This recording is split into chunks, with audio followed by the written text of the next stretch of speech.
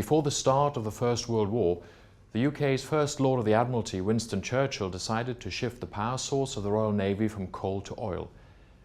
The goal was to make British battleships faster than their German rivals. However, with the switch came a reliance not on Welsh coal, but on oil supplies from what was then known as Persia.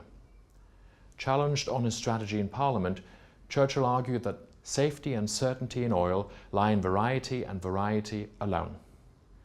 Thus was born one of the central planks of the traditional definition of energy security.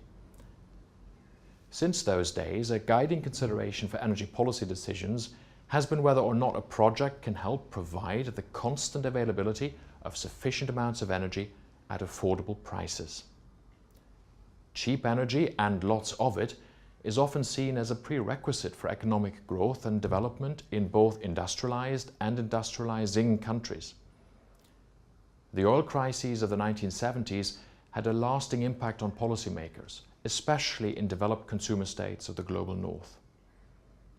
And even today, thinking of energy security will often convey images of Russian pipelines cutting through Ukraine, of shipping routes and disputes over islands and territory, for example in the East and South China Seas.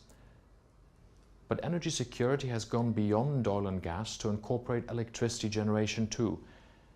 Further, given the challenge of anthropogenic climate change and its roots in the use of fossil fuels, long-term energy security cannot just be defined through the 3 A's of availability, access and affordability. It must also be defined through sustainability. This week we will explore the changing definition of energy security and how energy security on the one hand and climate security on the other hand are directly connected. This calls for integrated policy solutions.